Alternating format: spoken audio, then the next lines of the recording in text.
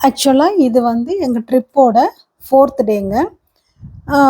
Morning breakfast முடித்து காட்மாண்டுலேருந்து இந்த van மூலியமாக ஒரு 200 கிலோமீட்டர் தொலைவில் இருக்கிற போக்ரா அப்படிங்கிற இடத்துக்கு நாங்கள் கிளம்புனோம்.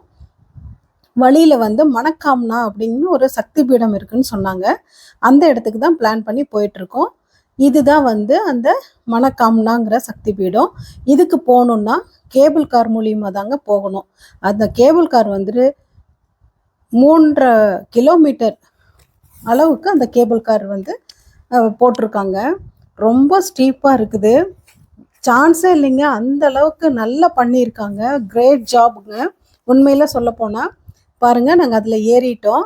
வழியில் அப்படியே மேலே போக போக ஒரு ரிவர் வந்து கிராஸ் ஆகுது. அந்த வியூவை வந்து ரொம்ப அழகாக இருக்குது பார்க்குறதுக்கு. அப்புறம் பார்த்திங்கன்னா இந்த மணக்காம்னாவை பற்றி ஒரு கதை இருக்குங்க. அது என்னன்னா, பல நூற்றாண்டுகளுக்கு முன்னாடி வந்து இந்த பூமியை ஆண்ட அரசர் வந்து தன்னோட மனைவிக்கு இறைசக்தி இருப்பதை தெரிஞ்சுக்கிட்டாருங்க. அதை தெரிஞ்சவனும் அவருக்கு பயம் வந்துட்டு இறந்து போயிட்டாராமா. அவங்க அந்த ராஜா இறந்த உடனே ராணியும் தீக்குளிக்க முயன்ற போது வந்து கிராம மக்கள்லாம் நீங்களே ஆட்சி புரிங்க, எங்களை விட்டு போயிடாதீங்க அப்படிங்கிற மாதிரி சொல்லியிருக்காங்க.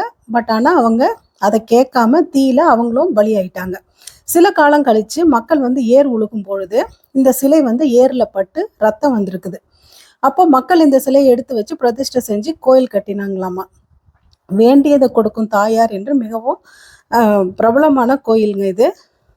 தரிசனம் முடிச்சுட்டு கீழே வர வேண்டியதுதாங்க. இன்றைக்கி ஒரு கோவில் தான் எங்களோட ட்ரிப்பில் இருக்குது. இது வந்து பார்த்திங்கன்னா பாருங்கள், 2 மலையை தாண்டி இந்த கேபிள் கார் போகுதுங்க. இப்போ வந்து அந்த ஒரு மலைக்கு போகிறதுக்கே கிட்டத்தட்ட 1.5 கிலோமீட்டருக்கு மேலே போகுது. ரொம்ப ஹாரிபிளாக இருக்குது பார்க்குறதுக்கு. எவ்வளோ ஹைட்டு போகுது தெரியுங்களா? இங்கே பாருங்கள், ஜூம் பண்ணி காமிக்கிறேன் பாருங்கள். அந்த மலை உச்சி வரைக்கும் போகுதுங்க. அந்த மலையை தாண்டி மறுபடியும் இனியொரு மலை இருக்குது. அதுக்கு மறுபடியும் அப்படியே கண்டினியூஸாக போகுதுங்க. இதுதான் அந்த மணக்காம்னா கோவிலுங்க. இந்த கோவில் பக்கத்தில் பாருங்கள் ஒரு மரம் இருக்குது இல்லையா, அதுக்கு தொட்ட மாதிரி படிக்கட்டு இருக்குது. அதில் ஒரு 3 கிலோமீட்டர் பக்கம் கூட்டம் நிற்கிதுங்க. ஆனால் எந்த தள்ளு முள்ளும் கிடையாது, கூச்சல் கிடையாது, குழப்பம் கிடையாது. ரொம்ப அமைதியாக ரிலாக்ஸ்டாக ஜனங்க வந்து அங்கே சாமி கும்பிட்டாங்க. அதை பார்க்குறதுக்கே ரொம்ப திருப்தியாக இருந்துச்சு, ஆச்சரியமாகவும் இருந்தது. அம்மன் வந்து ரொம்ப அழகாக இருக்குங்க. பொறுமையாக நாங்களும் வரிசையில் நின்று சாமி கும்பிட்டுட்டு கிளம்புனோம். அப்படியே வெளியே வரும்போது பார்த்திங்கன்னா 2 பக்கமும் இந்த மாதிரி கடைகள் வந்து நிறைய இருக்குது. ஷாப்பிங் பண்ணணும்னு நினைக்கிறவங்க எல்லோரும் ஷாப்பிங் பண்ணாங்க. எங்கள் குரூப்லேயுமே நிறைய பேர் எல்லாம் வேணுங்கிற பொருட்கள் எல்லாம் வாங்கிட்டு இருந்தாங்க. அப்புறம் வர வழியில் பார்த்திங்கன்னா இந்த மரத்தை பார்த்தங்க. வித்தியாசமாக இருந்தது. பூக்கள் எல்லாம் தலைகீழ தொங்கிட்டு இருந்துச்சு. கலர் வந்து டிஃப்ரெண்ட்டாக ஒரு எல்லோ கலரு ஆரஞ்சு மிக்ஸ்டாக இருக்கிற மாதிரி இருந்தது. எனக்கு ரொம்ப பிடிச்சிச்சு.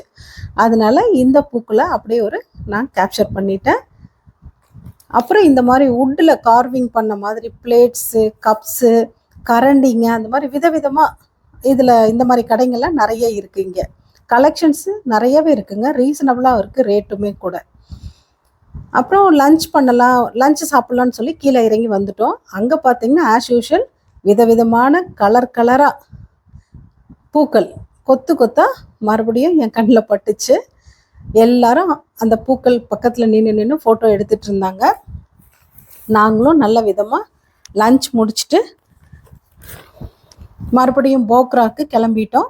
10 மணி நேரம் ட்ராவல் பண்ணி நாங்கள் மறுபடியும் போக்ரா போய் சேர்ந்துட்டோங்க. நாங்கள் இன்றைக்கி எங்கள் ட்ரிப்போட 5th டேங்க. இன்றைக்கி காலையில் போக்ராலேருந்து ஜாம்சம்ங்கிற இடத்துக்கு பயணப்படுறதுக்காக வேண்டி நாங்கள் ஏர்போர்ட்டில் வெயிட் பண்ணிகிட்டு இருந்தோம். பட் ஆனால் 6 மணிக்கே வந்துட்டோம். 10 மணி வரைக்கும் விமானம் கிளம்பாதா அப்படிங்கிற மாதிரி ஒரு சூழ்நிலை. ஏன்னா கிளைமேட்டு வந்து சப்போர்ட் பண்ணலை. மற்ற ரூட்டில் போகிற ஃப்ளைட்ஸ் எல்லாம் மூவ் பண்ணிட்டு தான் இருந்தாங்க. எங்களுக்கு கிடைக்கல. கடைசியில் எட்ரா ஜீப்புன்னு சொல்லிட்டு பிடிச்சிட்டோம். நாங்கள் ஒரு 4-5 ஜீப்பு பிடிச்சிட்டு ஒரு ஜீப்புக்கு 6 பேருங்கிற மாதிரி நாங்கள் உட்காந்துட்டோம். இங்கே பாருங்கள், நாங்கள்லாம் எப்படி பேக்கப் ஆகி உக்காந்துருக்கோன்னு சொல்லி எல்லாம் தீவிரவாதிங்க மாதிரி எல்லாம் போத்திட்டு ஃபுல் கவர்டில் தான் உட்காந்துருந்தோம். நிறையா பேர் வந்து தெர்மல் வேர் போட்டிருந்தாங்க. ஏன்னா அந்தளவுக்கு குளிராக இருந்துச்சு. மைனஸில் இருந்தது. எல்லாம் இன்ட்ரடியூஸ் பண்ணிக்கிறாங்க. நான் தான் லதா, நான் தான் பானு, நான் தான் சேகர், நான் தான் வெங்கட்ராமன், அந்த மாதிரி எல்லாரும் இன்ட்ரடியூஸ் பண்ணிக்கிறாங்க. ஸோ நாங்கள் ஜீப்பில் தான் வந்து 8 மணி நேரம் பயணம் பண்ணணும். கிட்டத்தட்ட 160 கிலோமீட்டர் தூரத்துக்கு மேலே போகணுங்க.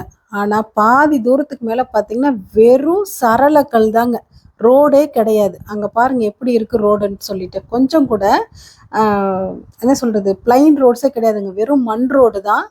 இதுலேயே ஆப்போசிட் வர்ற வண்டிக்கும் நம்ம இதுலேயே தான் இடம் கொடுத்துட்டு நம்ம போய் ஆகணும். அங்கே பாருங்கள் பள்ளம் எப்படி இருக்குது பாருங்கள், எவ்வளோ டீப்பாக இருக்குது பாருங்கள். ஆனால் அந்த டிரைவர்ஸ்லாம் ரொம்ப கேஷுவலாக ட்ரைவ் பண்ணுறாங்க. நமக்கு தான் உட்காந்துட்டு போகிறதுக்கு ரொம்ப பயமாக இருக்குது. இங்கே பாருங்கள், இந்த மலை தொட்ட மாதிரி ரோடு ரொம்ப கம்மியாக, சின்ன ரோடுங்க. எப்படியோ காடு மேடு நதிகள்லாம் கடந்து நைட்டு ஒரு 8 மணி வாக்கில் நாங்கள் பேஸ் கேம்ப்பு போய் சேர்ந்துட்டோம். ரொம்ப கடும் குளிராக இருந்துச்சு, -2 டிகிரி. முக்திநாத்தில் வந்து நைட் ஆக -8, -9 வரைக்கும் போகும்னு சொன்னாங்க. மடமடன்னு சாப்பாடு சாப்பிட்டுட்டு படுத்துடலாம் அப்படின்னு சொல்லிட்டு முடிவு பண்ணிட்டோம்.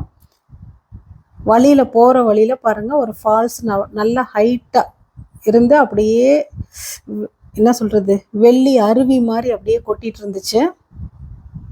ஒரு வழியாக நாங்கள் போய் சேர்ந்துட்டோங்க ஜாம்சனுக்கு. இன்னைக்கு வந்து எங்கள் ட்ரிப்போடைய 6th டேங்க. காலையில் எந்திரிச்ச உடனே அங்கே பாருங்கள் அப்படியே மலை மூட்டத்தில் அப்படியே வெள்ளி பொடியெல்லாம் அப்படியே தூவுன மாதிரி ரொம்ப அழகாக இருக்குது. அந்த மவுண்டன்ஸ்லாம் பார்க்கும்போது பனிமலைகள், அந்த இயற்கையை ரசிச்சுட்டு நாங்கள் பயணத்தை ஸ்டார்ட் பண்ணோம். கிட்டத்தட்ட ஒரு 1.5 மணி நேரம் பயணம் பண்ணி நம்ம முக்திநாத் போகணுங்க. பாருங்கள், இந்த கண்டகி நதியோரமே தான் நம்ம பயணம் பண்ணணும். லைனாக அப்படியே வண்டிக்கு போச்சு. இங்கேயும் அதே போல தான், ரோடெல்லாம் கிடையாது, பட் ஆனால் கொஞ்சம் அகலமாக இருக்குது, சமப்படுத்தி இருக்காங்க. இந்த மலைகள்லாம் பார்க்குறதுக்கு கண்கொள்ளா காட்சியாக இருந்ததுங்க. சூப்பராக இருந்துச்சு. அங்கே பாருங்கள், இதுலேயே வந்து பாருங்கள் விவசாயமும் பண்ணியிருக்காங்க ஒரு சில இடத்துல எல்லாம்.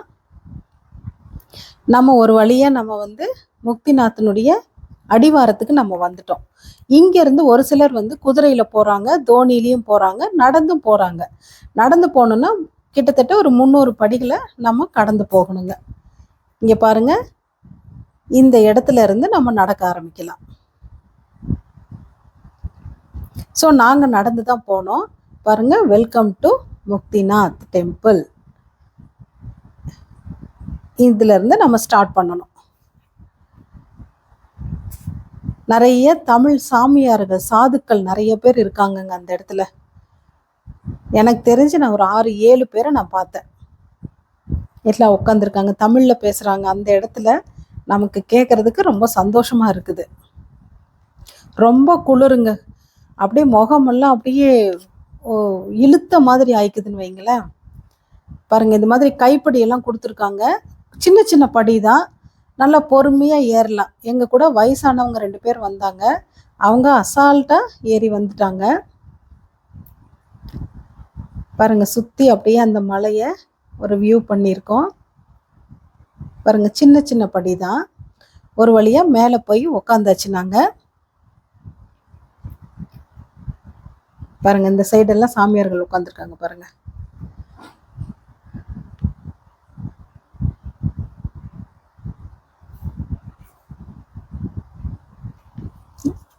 மார்னிங்கே கொஞ்சம் நல்ல வெயில் வந்துருச்சுங்க. நாங்கள் போன அன்னைக்கு நல்லாவே வெயில் வந்ததுனால கிளைமேட் வந்து கொஞ்சம் சப்போர்ட் பண்ணுச்சு, இல்லைன்னு சொல்ல முடியாது. ரொம்ப நல்லாவே இருந்தது. ஸோ நம்ம ப்ராப்பராக ட்ரெஸ் வேர் பண்ணிக்கிட்டோம்னா மேனேஜ் பண்ணி நம்ம போயிட்டு வரலாங்க. முடியாதுன்னா சொல்ல முடியாது. இது தாங்க அந்த கீழேருந்து படி ஏறி வந்ததுக்கப்புறம் கோவிலுக்குள்ளே நுழையிறதுக்கு இனி ஒரு என்ட்ரன்ஸுங்க. இது வந்து எப்படி இருக்குன்னா, சின்ன சின்ன படி மாதிரி இல்லை, கொஞ்சம் நடந்து நடந்து போகிற மாதிரி இருக்குது. இந்த கோவில் வந்து பார்த்திங்கன்னா கண்டகி நதி தாயாருக்கு தனியாக ஒரு சன்னதி இருக்குதுங்க, சின்ன கோயில் இருக்குங்க. அதுதான் இது பாருங்கள், மூலஸ்தானம் இதுதான்.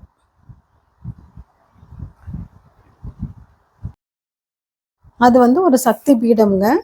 இங்கே மேலே கோவிலுக்கு மேலே பார்த்தீங்கன்னா 2 குளம் இருக்குது. ஒன்று பாவக்குண்டு, ஒன்று வந்து புண்ணிய குண்டு. பாவக்குண்டில் வந்து நம்ம குளிச்சுட்டு எந்திரிக்கும் போது நம்ம செஞ்ச பாவங்கள்லாம் கழிஞ்சிருதுன்னு அங்கே ஐதீகமாக இருக்குது. அது முடித்து புண்ணிய குண்டில் நம்ம அப்படியே குளிச்சுட்டு அப்படியே எந்திரிச்சு வெளியே வரலாம். வந்துட்டு கோவிலுக்கு பின்னாடி ஒரு 108 தீர்த்தங்கள் இருக்குங்க. பாருங்கள், இதுதான் கோவிலுடைய என்ட்ரன்ஸு. பாருங்கள், இதுதான் இந்த 108 தீர்த்தங்கள். இதில் வந்து அப்படியே குளிச்சுட்டு வந்துக்கலாம். நாங்கள்லாம் குளிக்கலைங்க, ரொம்ப சில்லுன்னு இருந்தது, தண்ணி தெளிச்சுக்கிட்டோம் தலைக்கு. பட் நார்த் இண்டியன்ஸ்லாம் நல்லாவே 2 குளத்துலையும் குளிச்சுட்டு இங்கேயும் குளிச்சுட்டு வந்துட்டாங்க. நாங்கள் தீர்த்தங்கள்லாம் தலையில் மட்டும்தான் தெளிச்சுக்கிட்டோம். பாருங்கள், 108 கவர் பண்ணிக்கலாம் அப்படியே. அவ்வளோதான். ஸோ நாங்கள் என்ன பண்ணோன்னா, வீட்டில் இருந்து பிரசாதமெல்லாம் நான் எடுத்துகிட்டு போயிருந்தேன். அதெல்லாம் வந்து சாமிக்கு படைக்கிறதுக்காக வேண்டி ரெடி பண்ணி வச்சுக்கிட்டேன். பாருங்கள், கிரேப்ஸு, பாதாம், முந்திரி, பேரிச்சம்பழம், கல்கண்டு எல்லாம் ரெடி பண்ணியிருந்தோம். எல்லாம் மிக்ஸ் பண்ணி நம்ம முக்திநாதருக்கு கொண்டு போய் நைவேத்தியம் பண்ணிவிட்டு நம்ம பிரசாதமாக கொண்டு வந்துக்கலாம் அப்படின்னு சொல்லி ரெடி பண்ணி கொண்டு போயிட்டேன். அது வச்சும் நாங்கள் வாங்கிட்டோம். இதுதான் வந்து ஒரு ஃபுல் வியூங்க. 2 குளம், குளத்துக்கு முன்னாடி இந்த கோவில். இதுதான் மூலஸ்தானங்க. ஸோ கூட்டம் கொஞ்சம் கம்மியாக இருந்ததுனால திருப்தியாக முக்திநாதரை கும்பிட முடிஞ்சது எங்களால். ரொம்ப திருப்தியாக இருந்தது. ஸோ பிரசாதங்கள்லாம் அங்கே இருந்தவங்களுக்கு கூட்டம் வந்து கொஞ்சமாக இருந்ததுனால முக்திநாதரை நாங்கள் 6 மணிக்கு நாங்கள் ரூம்ல இருந்து கிளம்பினோம். இப்போ மணி 8:30 மணி ஆகுது. நல்ல வெயில் வந்துருச்சு பாருங்கள். ஸோ 8:30 மணிக்கு இவ்வளோ வெயில் இருக்கிறது வந்து ஒரு பெரிய ஒரு விஷயந்தான் அப்படின்னு அங்கே இருக்கவங்கெல்லாம் சொன்னாங்க. நல்ல கிளைமேட் வந்து இப்போ சப்போர்ட் பண்ணிச்சுங்க. உண்மையிலேயே சொல்லப்போனால் நல்லா இதமாகவும் இருந்துச்சு. ஸோ இதெல்லாம் கண்டிப்பாக பார்க்க வேண்டிய ஒரு இடங்க. முடிஞ்ச வரைக்கும் எல்லாரும் ட்ரை பண்ணுங்க. இங்கே வந்து தரிசனம் பண்ணி திருப்தியாக போகிற மாதிரி ட்ரை பண்ணுங்க. ஸோ அவ்வளோதாங்க, தரிசனம் முடிஞ்சுது. ஸோ பேக் டு ஜீப் அப்படியே இறங்க வேண்டியது தான். ஏழுகுண்டலவாடா வெங்கட்ரமணா கோவிந்தா கோவிந்தா அப்படின்னு ஒரு நாமத்தை சொல்லிட்டு அப்படியே நாங்கள் இறங்க ஆரம்பித்தோம். ஸோ அந்த ஜீப்பில் மறுபடியும் ஜாம்சம் திரும்பி மத்தியானம் லஞ்ச் முடிச்சுட்டு ஸோ நாங்கள் ஜாம்சம் திரும்பி போகணும். போயிட்டு உணவு மத்தியானம் லஞ்ச் எடுத்துகிட்டு போக்ராவுக்கு மறுபடியும் அதே 8 மணி நேரம் ட்ராவல் பண்ணி நாங்கள் போய் சேரணுங்க. அதே மாதிரி போய் சேர்ந்துட்டோம். நாங்களும் நிறையா சால கிராமமெல்லாம் வாங்கிட்டு வந்தோம். நிறைய சின்ன சின்ன கோவில்கள்லாம் தரிசனம் பண்ணோம். ரொம்ப திருப்தியாக இருந்தது.